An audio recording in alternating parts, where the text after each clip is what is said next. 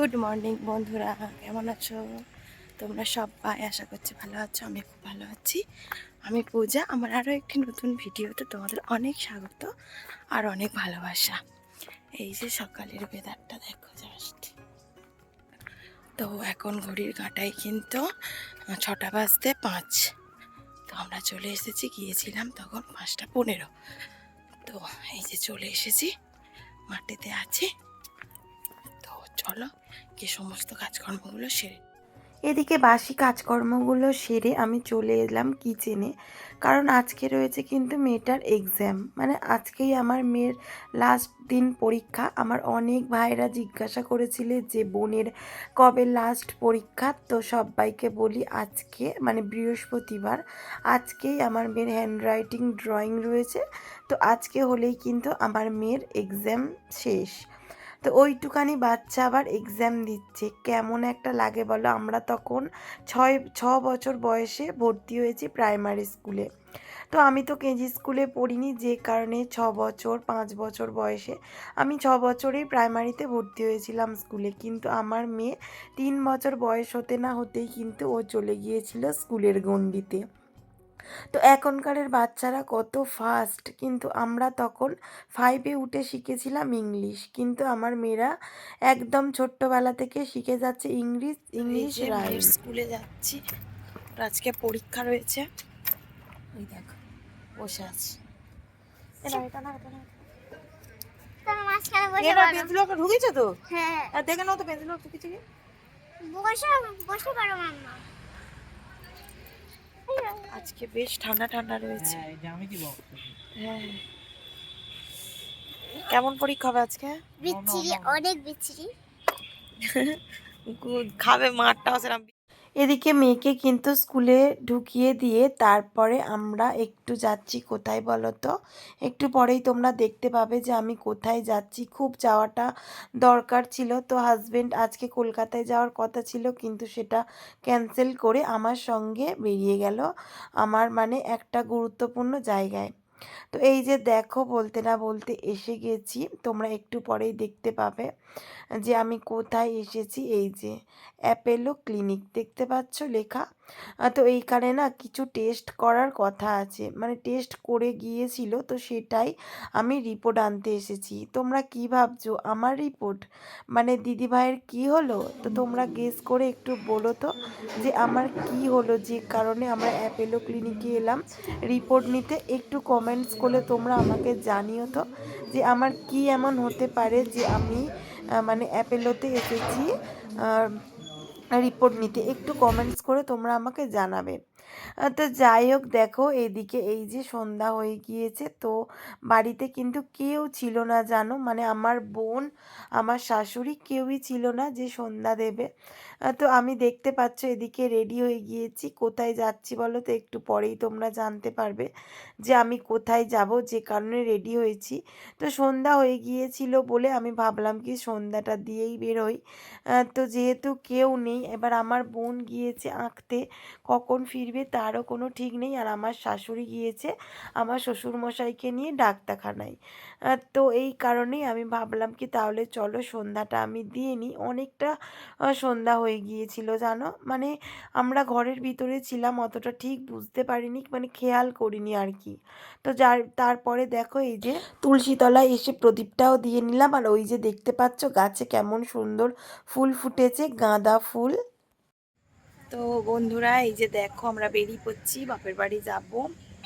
এই যে তো চলো, আমার মেয়ে বলছে তুমি আজকে বলবে না কালকে বলবে।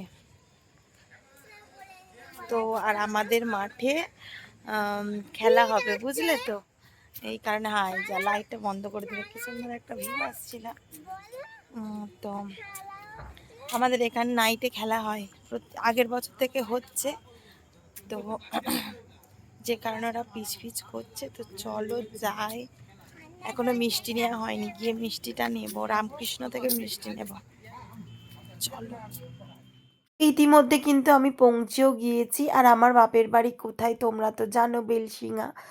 তো বেলশিঙা থেকে সরারহাট একটু ডিস্টেন্সে রয়েছে, মানে 1 কিলোমিটারের মতো। তো এই যে এখানে হচ্ছিল রাসের মেলা, আমরা কিন্তু জানতাম না জানো তো যে আজকে রাসের মেলার উদ্বোধন। তো মানে মাইক বাজছিল, আমার বাপের বাড়ি থেকে শোনা যাচ্ছিল। আমরা এসেছিলাম সরারহাটে, একটু দরকার ছিল, কারণ সামনেই আমার দেওরের বিয়ে রয়েছে। এই কারণে কিছু কেনাকাটি এখন করছি, প্রতিদিনই প্রায় কেনাকাটি চলছে। তো সেই কারণে কিন্তু কেনাকাটিতেই আমরা এসেছিলাম। তারপরে দেখছি এই যে রাসের মেলা হচ্ছে। তো মেলা দেখলে তো আর লোভ সামলানো যায় না বলো, যে মেলাতে যেতেই ইচ্ছা করে। আবার যেহেতু আজকে উদ্বোধন, তো এই যে দেখতে পাচ্ছ এখনো কিন্তু সঙগুলো দেয়নি, দেখো। মানে একটা দুটো খোপ এখনো বাকিই রয়েছে। আর ওই যে দেখতে পাচ্ছ পাশে রয়েছে একটা বড় রেস্টুরেন্ট, মানে ছোট্টবেলা থেকে দেখছি কিন্তু ওই যে বড় রেস্টুরেন্টটা ওইখানেতেই বসে, জানো তো। তারপরে এই যে কত রকমের দোকান। তো এই দেখো আমরা ঘুগনি খাচ্ছি মেলায় এসে, আমরা জানতাম না। স্বীকৃতি সর্বোত্তরীয় এবং আজীবন সদস্য হিসেবে উনি আমাদের কাছে রয়েছেন। এই ব্যক্তিত্বশীল বর্ষিয়ান মানুষটির জন্য জোরে করে তালি। আমরা জানতাম না মাননীয় ডক্টর দীপক কুমার পালুই মহাশয়,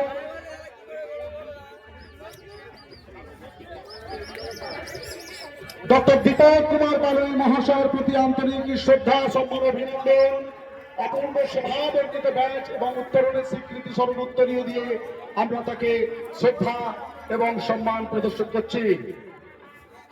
বরণ করে নেব সম্মানীয় সঞ্চিতা কোটাল মহাশয়া, সুজাপুর। হ্যালো বন্ধুরা, এই যে আমরা চলে এসেছি। আমরা জানতাম না যে সরাহাটে মেলা হচ্ছে, বুঝলে তো। তো আমরা কিছু কেনাকাটি করার জন্য গিয়েছিলাম।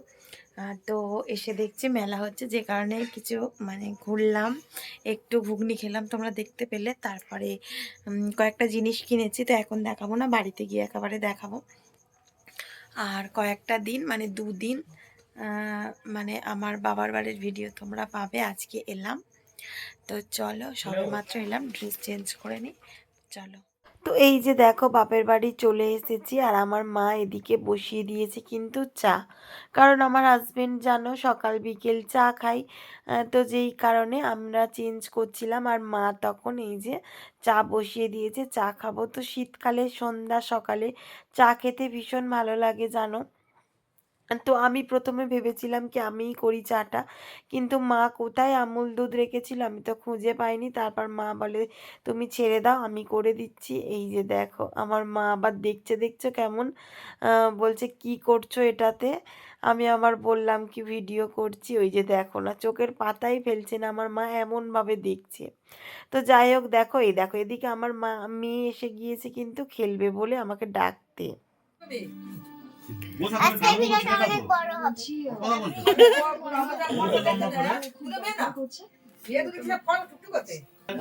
তো বন্ধুরা এই যে সবাই বসে বসে গল্প করছি, আর ওরা ওই যে তাস খেলছে।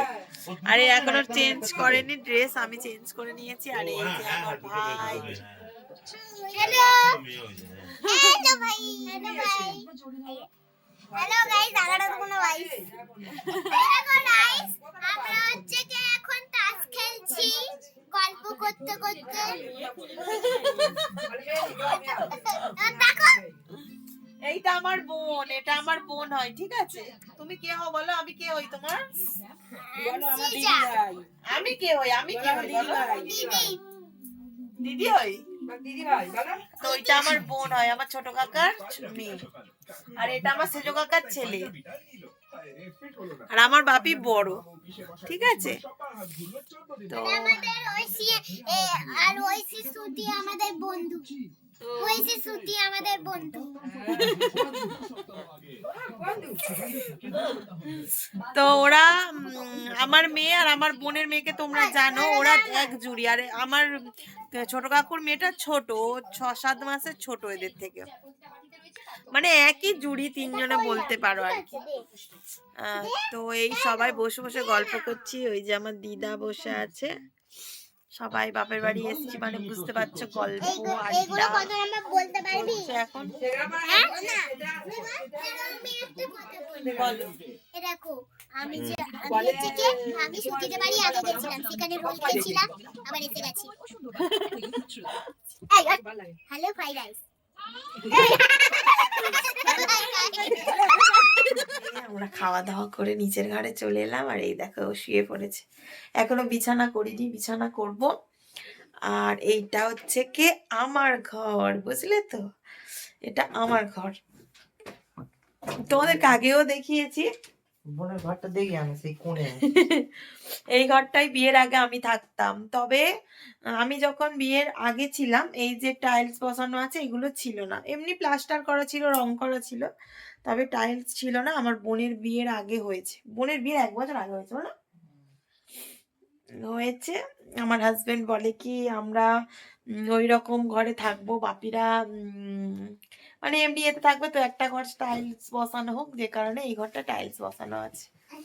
ঠিক আছে, বাপি মা থাকার জন্য আমার হাজবেন্ডের ইচ্ছা ছিল যে বাপি মাদেরও একটা এরম টাইলস বসানো ঘর হবে, তো আমার হাজবেন্ড এটা আমার বাপি মাকে গিফট করেছে। তো চলো। আউ! আর ওই দেখো এই আয়নাটা কিন্তু আমার বোনের, ওই যে আয়নাটা দেখতে পাচ্ছ, কারণ ও রিলস আসে করে, ও ভিডিও আসে করতে বলে ওই আয়নাটা রেখেছে। তো চলো আমার মেয়ে আজকে আউটরো দিয়ে দিই। বসো বসো বসো। আজকে ভিডিওটা এই পর্যন্ত। ভিডিওটা ভালো লাগে থাকে কমেন্ট শেয়ার করবে এবং সাবস্ক্রাইব করে পাশে থাকা বেল আইকনটি প্রেস করে দেবে, যাতে আমার মার ভিডিও আগে পৌঁছে যায়। টাটা বন্ধুরা, আবার দেখাচ্ছে নেক্সট ভিডিওতে। তো বন্ধুরা চলো, গুড নাইট, আবার দেখা হচ্ছে পরের ভিডিওতে অন্য কোনো। টাটা। আবার দেখা হচ্ছে অন্য কোনো ভিডিওতে। টাটা।